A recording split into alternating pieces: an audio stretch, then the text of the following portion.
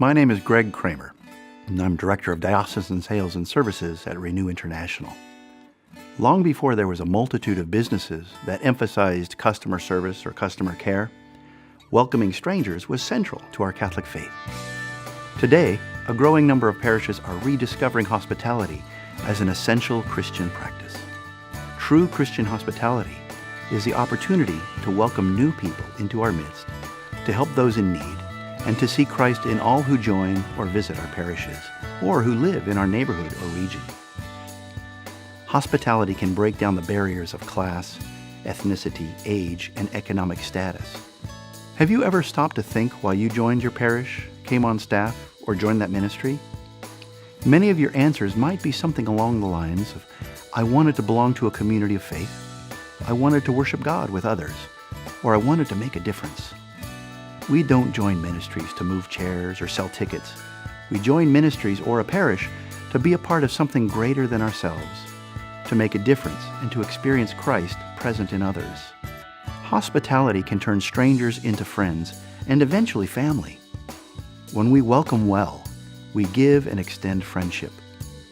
Then, the hospitality of a parish can bring the good news to life and encourage growth in faith. We mirror God's welcome of each of us. However, if a newcomer's experience is cold and unfriendly, then he or she may view the entire parish as unwelcoming. If newcomers do not view a parish as welcoming, then they and even current parishioners won't develop a sense of belonging, and they will not become disciples ready to bring God's love to others. Take a moment to watch Fran's story about the experience of welcome. My mom was from the Caribbean and my dad is, American. We prayed a lot at home and, we had, we all had rosaries and it was, I think, a lot of tradition. In college, I said prayers every night. I trusted in God and my faith, but I could not say it was a priority. I used to watch some shows on television that would talk about a personal relationship, and I didn't know what that meant. Every Catholic church has the same routine, so you just kind of fit in. So it's, it's just kind of a very cold kind of experience. Back in, I think, 2003, my mom wasn't really feeling too good. It turned out she was diagnosed with cancer. I think I fell to my faith to ask God to please heal her. One of my girlfriends, who was a member of an Alliance church at the time, and she invited me to go with her to an Alliance church. They had a welcoming committee. People at the front door, they had 3 front doors and there were 3 people standing there saying, welcome, is this your first time? And the pastor actually came up to me and said, I see you, started coming to our church and welcome. In the bottom of my heart, I said, my other 2, I brought my kids up Catholic, and is my daughter going to be the only one not to be?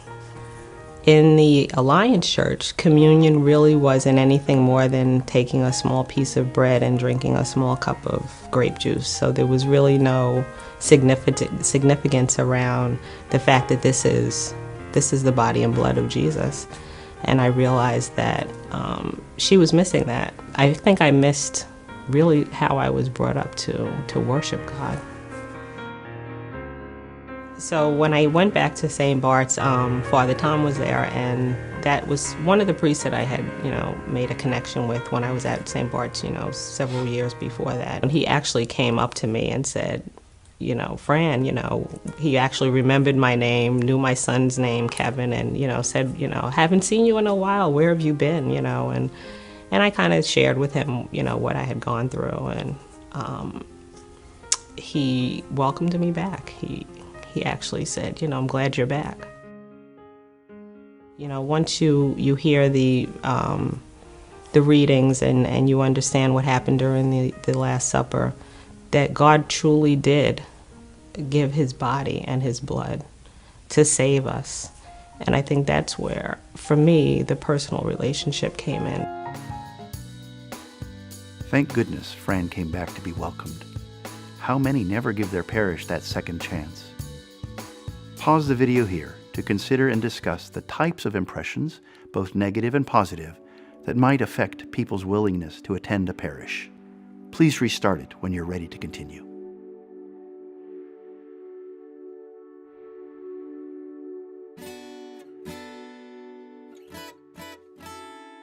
Our job is to recognize the conditions and behaviors that can turn people away, and then eliminate those factors, if they exist in our parishes, and do what is necessary to create positive impressions of true welcome.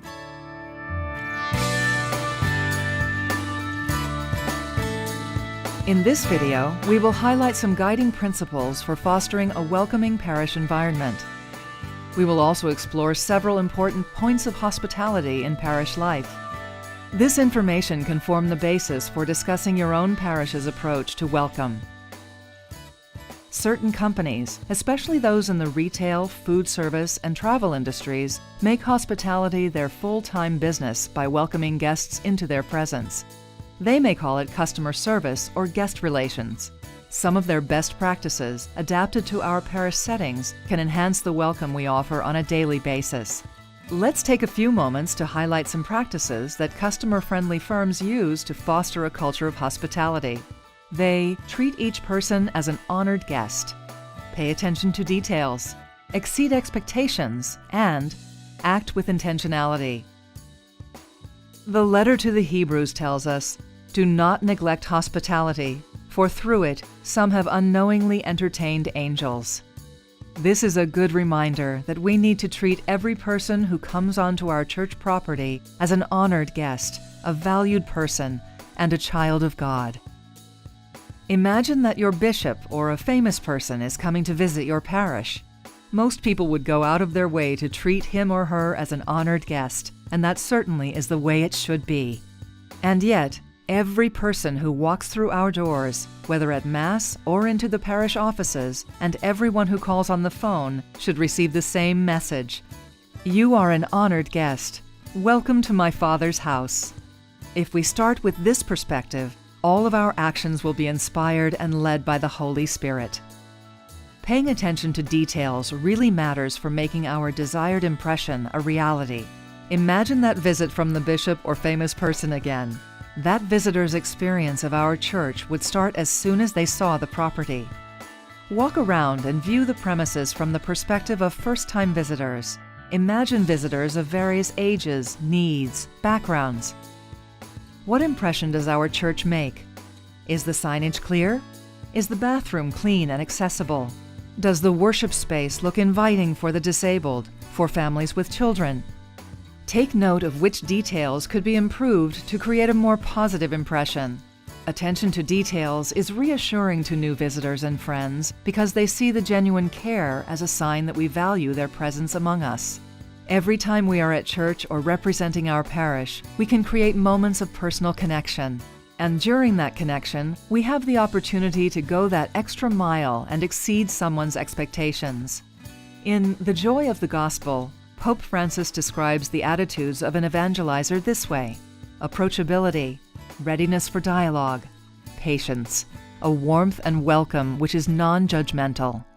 Recalling the customer service scenario, have you ever experienced a sales associate who went out of his or her way to help you find just what you wanted?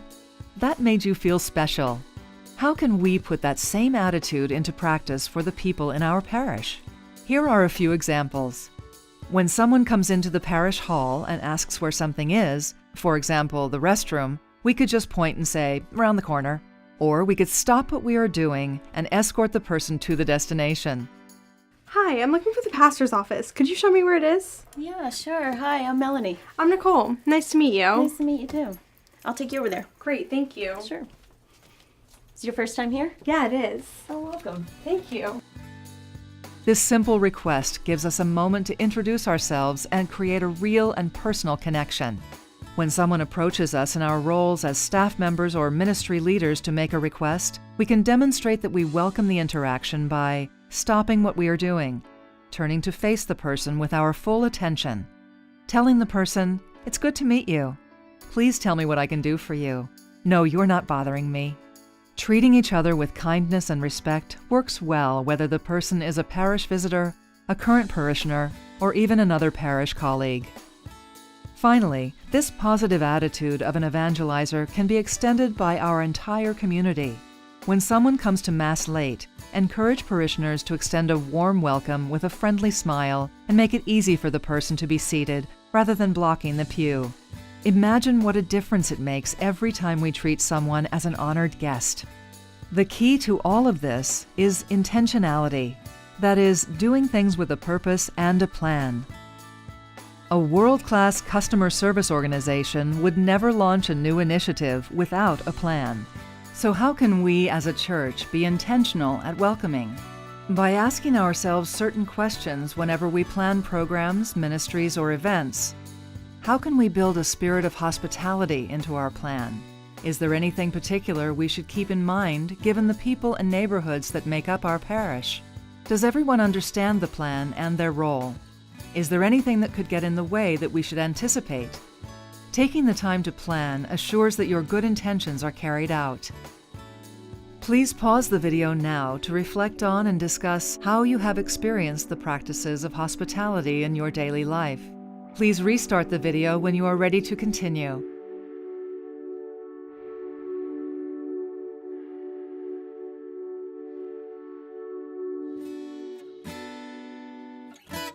We just considered the key principles of hospitality. Now we can apply these principles to each of the main touch points of parish welcome that matter to evangelization: Sundays, holy days, and holidays. When people come to us for service. When we reach out to invite. Sundays, holy days, and holidays are often the first touch points of welcome for newcomers. By viewing these sacred times through the lens of evangelization, we can intentionally help first-time and infrequent visitors understand the value in joining the parish. What's more, in doing so, we will make our regular parishioners feel valued as well, especially if we include them in offering the spirit of welcome to others. The notion of being welcome is an essential part of a community, a faith community. And oftentimes the lack of welcome, the lack of hospitality is a great hindrance to communities growing and communities just being life-giving. And that's an essential piece for us. I think we all need to examine how much we are of a welcoming spirit to our brothers and sisters from wherever they come. Sometimes we sit in churches and we take up large areas of the pew. And if someone at the top does not challenge people to make room for their brother or sister or their neighbor, we somehow send messages to people that they're not welcome because there is no room. I think even as we look at ministry, I think sometimes it depends on how we frame ministry or the titles of ministry, how we approach community and hospitality. We can talk about ushers. On the other hand, we can talk about ministers of hospitality. And of course, that says something very, very different about how we serve each other, how we treat each other, and what our responsibility is towards each other in the formation of a community. On some special occasions, many people who come to church may be labeled as irregular or inactive Catholics. Many come to Mass only on Christmas, Palm Sunday, and Easter. Others might stop by to receive ashes on Ash Wednesday because it still connects them to their faith. Rather than viewing these extra crowds as an imposition, here is our opportunity to send the message that they are our honored guests. The most important first step is simply to start each Mass or celebration with a special greeting such as, Good morning and welcome to our parish. We're very glad that you joined us for our liturgy today. We would like to offer a special welcome to our visiting guests. If you're looking for a spiritual home, please consider our parish. And now, let us turn and greet one another. Leave guest cards and pencils in the pews for those who may want more information about joining. There are many creative ideas that your parish can develop to make the activities that surround our Catholic liturgies evangelizing and welcoming. The second touch point of welcome happens anytime someone visits or contacts the parish, usually for information or to request assistance and service. These interactions range from seemingly mundane requests to critically important matters in people's lives, such as illness or a death in the family, or joyous occasions such as a wedding or the baptism of a baby. How we respond and journey with people will set the tone for how they view the parish and the church as a whole. Start by making it easy for a person or family to connect with the parish to conduct routine business. Offer convenient evening and weekend hours, especially on Sunday, for people to meet with staff, fill out forms, register, whatever they need to accomplish. If someone approaches you with a question that you cannot answer personally, be prepared to help them get in touch with the right person and follow up to make sure the question was answered.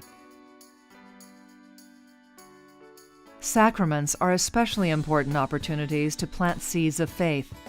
Once again, Pope Francis has wisdom to offer on the attitude we bring to the task of evangelization. He advises church ministers to avoid situations in which an administrative approach prevails over a pastoral approach. So now, are you members of our parish? No, we're not. That might be a problem. Oh, okay. That's disappointing. Yeah, we really do try to work just with members of our parish. Oh man, we're sorry to hear that. Instead, the celebration of each sacrament can be viewed as a privileged moment to share with families and foster a lifetime of faith. So now, are you members of our parish? No, we're not. That's all right. We can work with you. We'd really love it if you would come to Mass, spend some time with us, become a part of our community. Awesome, thank you. Thank you. You're welcome. That same evangelizing attitude extends to every sacramental encounter, including funerals and baptisms. Sacraments, if they're going to get their kid baptized, well, they may not be practicing, but grandma wants the grandson baptized, and they come through the door, and if we do things well, they may stick around. Clearly, First Communion moments, that's a moment when Johnny and Susie are now 7, and it's time for Dad and Mom to kind of get with the program. If they're ever going to get with the program, that's a big platform moment for them to step back on. And if we do things like that well, if we do religious ed well, those are good moments to help ease people back into the mainstream here. The third touch point of parish welcome comes when the parish extends itself into the community by reaching out as missionary disciples and inviting others to join them. Pope Francis reminds us that a church which goes forth is a church whose doors are open. While evangelization can be difficult for some people, we are called to go and make disciples. But you can't influence people you don't know. And you don't have to look too far. One of the largest groups of the unchurched is the spouses of the people going to church regularly. Encourage parishioners to get to know their neighbors, get involved in civic groups or their kids' schools, scouting, community sports leagues. As parishioners get to know more people in their communities, they may encounter informal opportunities to speak with others about faith. Another module topic, Witness Matters, Telling Your Faith Story, will offer suggestions on how to prepare for this situation. Thank you for taking part in this Welcome Matters learning module. To recap why Welcome Matters, nearly 4 out of 5 visitors to parishes say that the friendliness of the parishioners determined whether they came back or joined. Keep the issue of reaching out and welcoming central to your overall message. Remind engaged parishioners to be friendly at all times. Remember that hospitality is a responsibility of all of us. In the learning module, Belonging Matters, Building Parish Engagement, you will delve into ways to bring your newly welcomed honored guests and all parish members more fully into the spiritual and community life of the parish, an important step on their transformation into missionary disciples. May God bless you abundantly in this evangelizing ministry of welcome.